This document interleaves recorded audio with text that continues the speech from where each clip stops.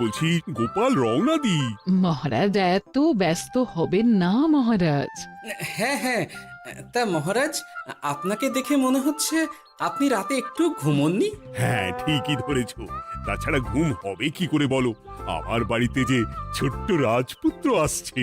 তা অবশ্য ঠিক, সেই কবে থেকে আমাদের নাতিকে দেখার জন্য আমরা বসে আছি। আচ্ছা গোপাল, তুমি এইবারে রওনা দাও, বেশি দেরি করো না, জাহাজ ঢুকবার সময় হয়ে এলো। আপনি কিচ্ছু চিন্তা করবেন না মহারাজ, আমি একদম সযত্নে আপনার নাতি ও বৌমাকে রাজপ্রাসাদে নিয়ে আসব।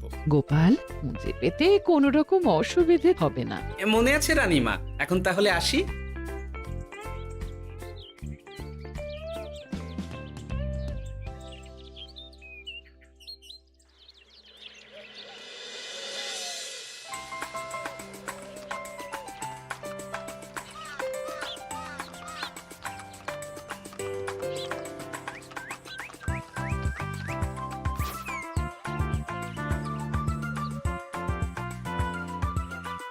এসো এসো বৌমা এসো, আরে আমার নাতি বাবু যে। বৌমা, পথে আসতে কোনো কষ্ট হয়নি তো? এইটুকু পথ আসতে কোনো রকম কষ্ট হয়নি মা। গোপাল কাকা এত ভালো যে কি বলবো। যাক যাক, গোপাল তাহলে আরো একবার আমার মান রাখলো।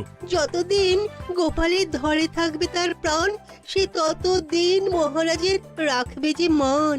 হ্যাঁ মহারাজ, আমি থাকতে আপনি একদম চিন্তা করবেন না মহারাজ। বেশ বেশ বেশ। আমি তাহলে এখন আসি, কেমন? আরে আরে, কোথায় যাচ্ছ গোপাল? একেবারে মধ্যাহ্ন ভোজনটাও সেরে যাও। ও, ভোজনের ব্যবস্থা আছে? তাহলে তো থাকতেই হবে। ওই ভোজনের কথা শুনেই গোপালের জিভের ওজন বেড়ে গেল। তুমি থামো তো মন্ত্রী, আসলে আজ বিকেলেই আমাদের কুল গুরুদেব আসছেন, তোমরা সবাই থেকো, আজকেই নাতিবাবুর অন্নপ্রাশনের দিনটা স্থির করে নেব। এ তো বেশ ভালো কথা। বেশ তাহলে, বেশ ভালোই হলো। রোজ বাড়িতে খেতে খেতে জিভে একেবারে চড় পড়ে গিয়েছিল। বহুদিন পরে রাজবাড়ির পোলাও কোরমা খেয়ে পেট ভরাবো।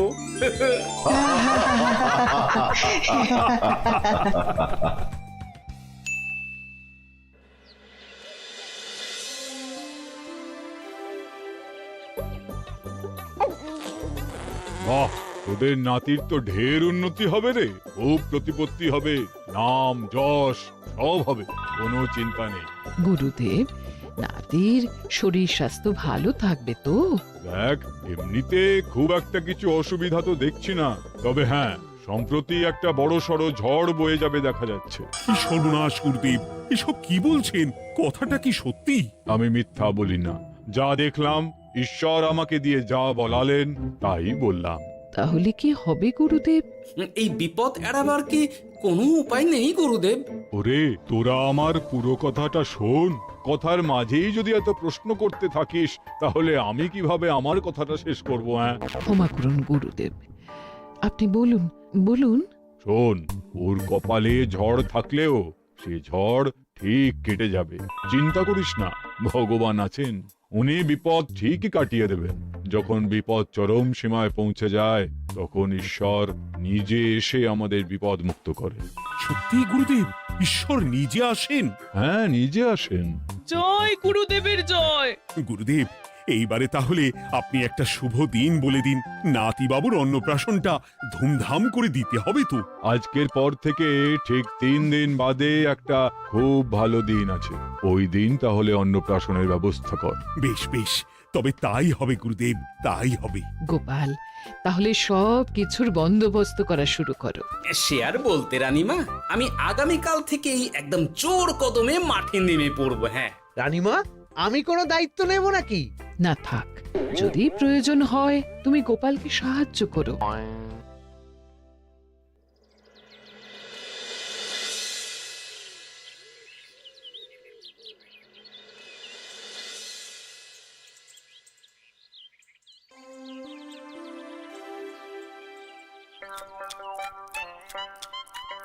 অপূর্ব হয়েছে রান্নাগুলো। সুযোগ পেয়েছে, এক একেবারে 3 দিনের খাওয়া খেয়ে নিচ্ছে। সুযোগ কি কেউ ছাড়ে মন্ত্রী মশাই? এই আপনি বলুন না, যখনই সুযোগ পান কোষাগার থেকে একেবারে থলি ভরে ভরে মোহর সরিয়ে। থাক, মুখ বন্ধ করো, আমার ঘাট হয়েছে বলাটা। তুমি বাবু মন প্রাণ ভরে খাও, কেমন? মহারাজ, এই রকম একটা খুশির দিনেও আপনার মুখে হাসি নেই কেন? আসলে নাতিবাবু তো আর 2-1 দিন পরেই চলে যাবে, সেই কারণেই মনটা বড্ড ভারাক্রান্ত হয়ে রয়েছে। তা তো ঠিকই, আমাদের ছেলেটা আসতে পারলো না, যাও বা নাতি এলো, তাও তো এই কটা দিন কি আনন্দেই না কাটলো। আচ্ছা রানী, আমরা যদি আমাদের কাছে আরো কদিন নাতিবাবুকে রেখে দিই তাহলে কেমন হবে? মানে বৌমাকে তো ফিরতেই হবে, বিদেশে আমাদের খোকার কত কাজ বলো তো। আরে বাবা, বৌমা না হয় ফিরে গেল, নাতিবাবু কদিন আমাদের কাছে থেকে গেলে কি এমন হবে? কিন্তু দেখো না বৌমা, আমাদেরও তো একটু ইচ্ছে হয় নাতিপুতিদের নিয়ে খেলবো, আদর করব, দেখো না। ঠিক আছে ঠিক আছে, আপনাদের কাছে আমার বাবু সোনাকে রাখতে আমার কোনো চিন্তাই নেই। ব্যাস, তাহলে তো মিটেই গেল। মহারাজ, নাতিবাবুকে কদিন এখানেই রেখে দিন, আমরা সবাই আছি, ঠিক কোলে পিঠে করে তাকে সামলে নেব। বাবা বাবা, গোপাল তোমার সব দিকে কান খোলা থাকে তাই না?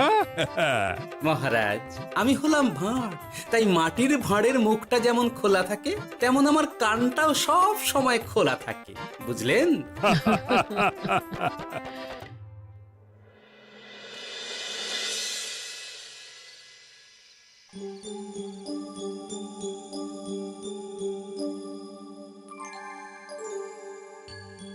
কি ব্যাপার মহারাজ, আপনি এখনো শোননি কেন?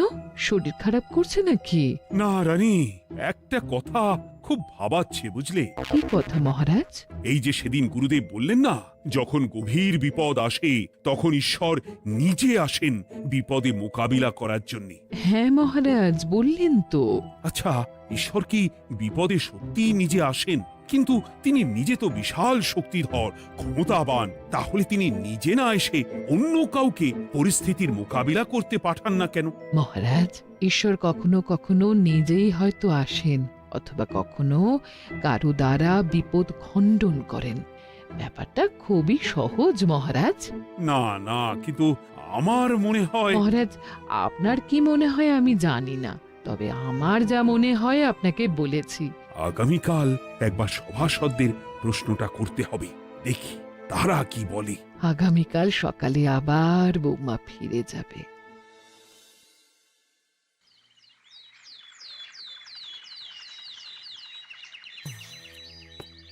আমি তাহলে আসি, আমার সন্তানকে আপনাদের কাছে কদিনের জন্য রেখে গেলাম, ওকে খুব যত্নে সাবধানে রেখে দেবেন, কেমন? তুমি কোনো চিন্তা করো না মা, আমাদের নাতিবাবু একদম দুধে ভাতে থাকবে।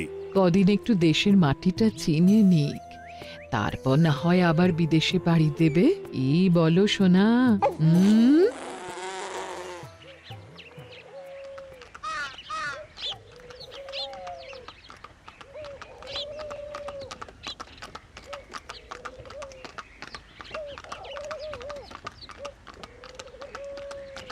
বৌমা তো চলে গেল, এইবারে তাহলে আমরাও যাই। আজকেও নিশ্চয়ই বৌমার ফিরে যাওয়া উপলক্ষে রাজসভা বন্ধ থাকবে। ভুলেও এই সব কথা ভেবো না মন্ত্রী, চলো এইবারে সবাই রাজসভায় চলো, তোমাদেরকে একটা খুবই গুরুত্বপূর্ণ প্রশ্ন করব। সেরেছে, মহারাজ আবার কি প্রশ্ন করবেন ভগবান জানে। সবাই রাজসভায় এসো।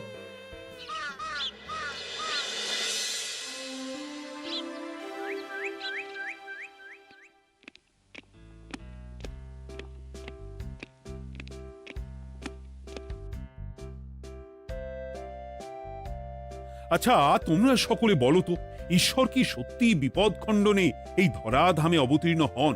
আচ্ছা, তাই যদি হয় তাহলে ঈশ্বর নিজে না এসে তার প্রতিনিধি হিসেবে অন্য কাউকে বিপদ খণ্ডন করতে পাঠান না কেন? হ্যাঁ হ্যাঁ, ঠিকই তো। কেন কেন, ঈশ্বর তো মহাশক্তিধর, উনি চাইলেই যা খুশি তাই করতে পারেন। মহারাজ, আমাদের যেমন ইচ্ছে হলে আমরা খাই দাই ঘুমাই ঘুরে বেড়াই, ঠিক সেই রকম ঈশ্বরেরও ইচ্ছা হয় নিজে নেমে এসে জগতের কল্যাণ করার। না না না, আমি কিন্তু আমার প্রশ্নের যথাযথ উত্তর পেলাম না। এই গোপাল, তুমি কিছু বলো না, একদম মুখে কুলুপ দিয়ে বসে আছো কেন? হ্যাঁ, না মহারাজ, মুখে কুলুপ দিয়ে নেই, আসলে খিদেতে পেটে ছুঁচো দৌড় দিচ্ছে। বেশি কথা বললে খাটনি হবে, আরো খিদে বাড়বে, তাই চুপ করে আছি আর কি। ইস, শুধু খাওয়া আর খাওয়া, সব সময় শুধু খাওয়ার চিন্তা। গোপাল, ছি, লজ্জা করে না? এমন একটা গুরুত্বপূর্ণ সময়ে তুমি আমার প্রশ্নের উত্তর না দিয়ে মনে মনে খাবারের কথা ভাবছো। আসলে মহারাজ, ওই না খেলে যে মাথাটা কাজ করে না, পেটে খিদে মুখে লাজ, এমন করলে তো মগজটাই পুরো ঘেঁটে ঘ হয়ে যাবে মহারাজ। বেটাকে তাড়িয়ে দিন। যাও যাও গোপাল, আমার রাজসভা থেকে এক্ষুনি বিদেয় হও দেখি। যাও যাও, তুমি যাও। যার সব সময় শুধু খাওয়ার চিন্তা, এমন পেটুককে সভায় রেখে আমার কোনো কাজ নেই। কিন্তু মহারাজ, চুপ, একদম চুপ। তুমি যাও গোপাল, যাও। যদি কোনোদিনও উত্তর খুঁজে পাও, তবেই আবার এই সভায় তোমার মুখ দেখিও।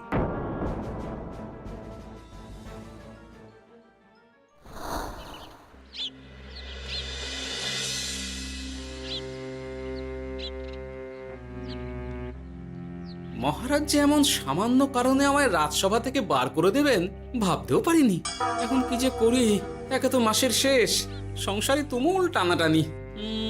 এক কাজ করি বরং, গিন্নিকে নিয়ে কদিন শ্বশুর বাড়ি চলে যায়, কদিন পায়ের উপরে পা তুলে আরাম করে আয়েশ করে দিন কাটাবো।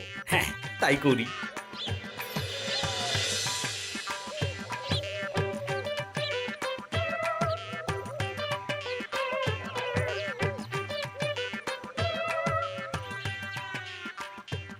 গিন্নি, ও গিন্নি,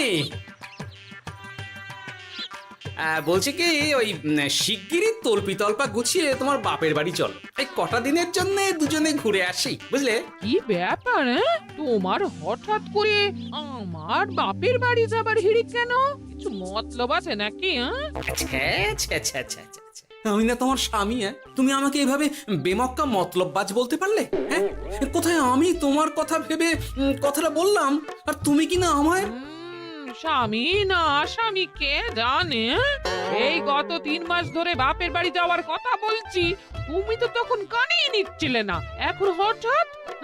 আচ্ছা আচ্ছা, বুঝেছি বুঝেছি, অনেক ঝগড়াঝাটি হয়েছে, এইবারে তল্পি তল্পা গুছিয়ে চলো, মেলা সময় বয়ে যাচ্ছে। কি এক্ষুনি যাবে নাকি? সন্ধে হয়ে এলো তো। আরে সন্ধে হয়ে এলো তো কি হয়েছে, চলো চলো চলো, শিগগিরই চলো। ঠিক আছে, আমি প্রস্তুত হচ্ছি। তুমি তাহলে একখানা গরুর গাড়ি ডেকে আনোগে, যাও যাও। আরে মিছিমিছি গরুর গাড়ি রাখবো কেন? আরে বাবা, আমরা হেঁটে যাব, হেঁটে। কি বলছো? এতটা রাস্তা বনের মধ্যে দিয়ে আমরা হেঁটে যাব? হ্যাঁ, শোনো গিন্নি, ওই বাতের ব্যথায় না হাঁটাটা বেশ ভালো, বুঝলে? চলো চলো, দেখবে কোনো রকম অসুবিধে হবে না। হ্যাঁ, আমি তো আছি নাকি? হ্যাঁ,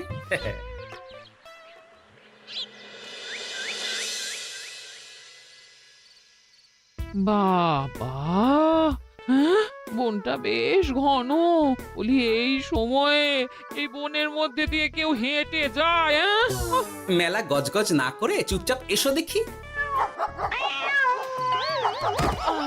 ও মা গো, বাবা গো, বাবা গো, কি লাগাটাই না লাগলো গো।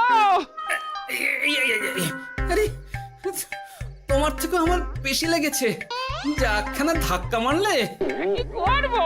গিন্নি আমায় ধাক্কা মেরে ফেললো বটে, কিন্তু আজ আমি মহারাজের প্রশ্নের যথাযথ উত্তর পেয়ে গেলাম।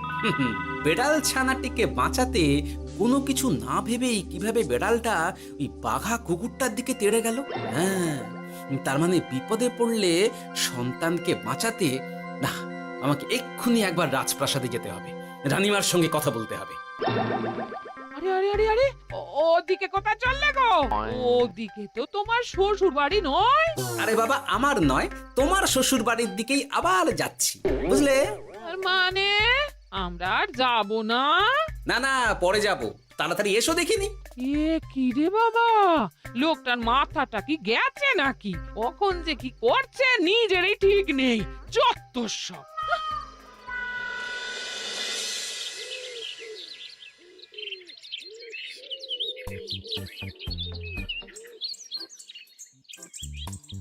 আরে গোপাল দাদা, তুমি এখন কি ব্যাপার গো? আমি একটু রানীমার সঙ্গে দেখা করতে চাই, খুব দরকার। কিন্তু এখন তো সকলে ঘুমাচ্ছে, তাই আমি তো এখন তোমাকে ঢুকতে দিতে পারবো না। আরে অযথা কথা না বলে পথ ছাড়ো, ভিতরে ঢুকতে দাও।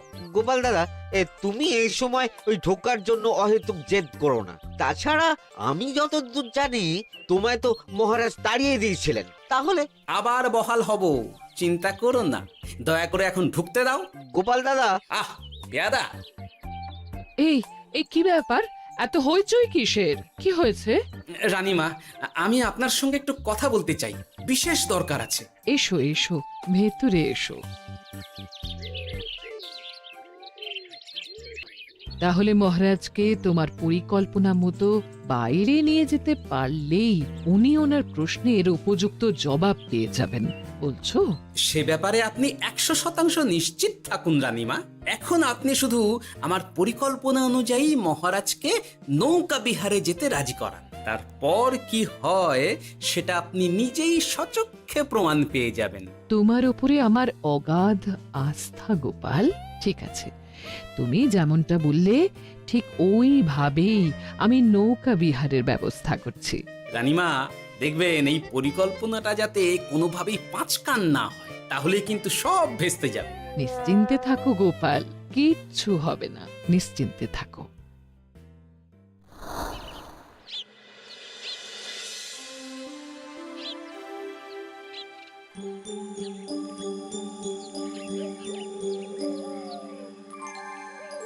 মহারাজ আবার বেজার ভোগ করে গেছেন। কি করব? আমি এখনো যে আমার প্রশ্নের উত্তর খুঁজে পাইনি। এইভাবে আপনি আর কতদিন মুখ ভার করে বসে থাকবেন শুনি? কি জানি, কিছুই আর ভালো লাগে না যে। বলছি শুনুন না মহারাজ, নাতিকে নিয়ে চলুন না, আমরা একটু নৌকা বিহারে যাই, তাহলে ওরও ভালো লাগবে আর আপনার মনটাও বেশ অন্যরকম হবে। ঠিক আছে, তাহলে চলো একটু নৌকা বিহার করে আসি।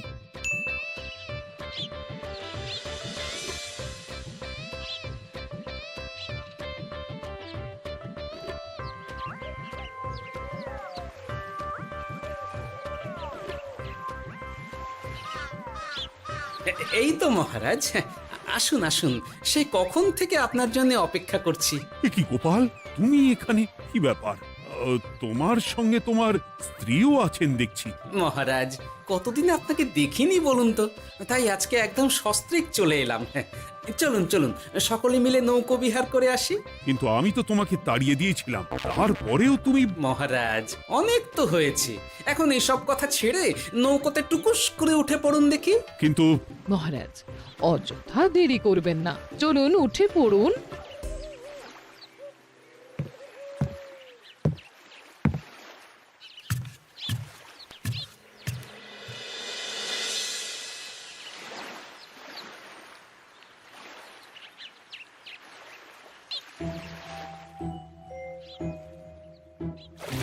এ কি?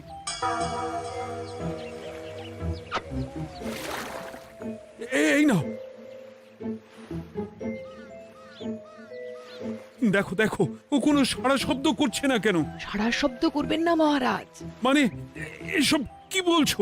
এই পুটুলির ভেতরে তো আপনার নাতি নেই, এখানে নাতির বদলে রয়েছে একখানা খেলার পুতুল।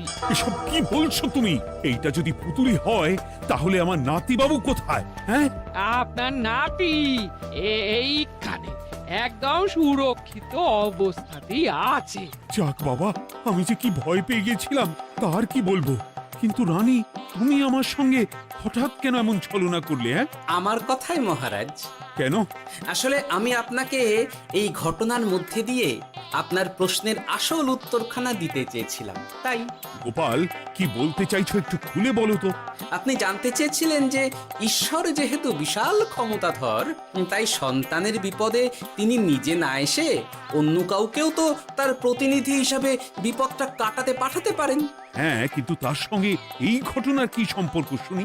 মহারাজ, পুতুলটি যখন জলে পড়ে গেল তখন আপনি সেটিকে নিজের নাতি ভেবেই একবারও কারুর জন্য অপেক্ষা না করে নিজের প্রাণের তোয়াক্কা না করে নাতিবাবুকে রক্ষা করলেন। মহারাজ, আমরা ঈশ্বরের মানব সন্তান, ঈশ্বর আমাদের সকলের হৃদয়ের ভিতরে বসবাস করে, তাই বিপদ হলেই তিনি ছুটে আসেন, কখনো নিজে, আবার কখনো বা কোনরূপ প্রতিনিধি মারফত। তাই ভবিষ্যতে আর কোনোদিনও ঈশ্বর সম্পর্কিত কোনরূপ সংশয় মনে রাখবেন না, কেমন? সাধু সাধু, ধন্য তোমার বুদ্ধি হে গোপাল। সত্যি যেভাবে তুমি একটা ঘটনার মধ্যে দিয়ে আমায় আমার প্রশ্নের উত্তরটা ব্যাখ্যা সমেত, তার কোনো তুলনা হয় না। তোমার যে আর কিভাবে প্রশংসা করব তাই ভাবছি। মহারাজ, আমার আর প্রশংসা না করে ওই পেট পুরে একটু ভালো মন্দ খাওয়ান তো দেখি, তাহলেই হবে, আর কিচ্ছু চাই না। আচ্ছা আচ্ছা, বেশ বেশ, তাই হবে। আগামী 7 দিন তোমার সস্ত্রীক সহ রাজবাড়িতে দুবেলা আহারের নিমন্ত্রণ থাকলো, কেমন? ব্যাস, আর কি চাই?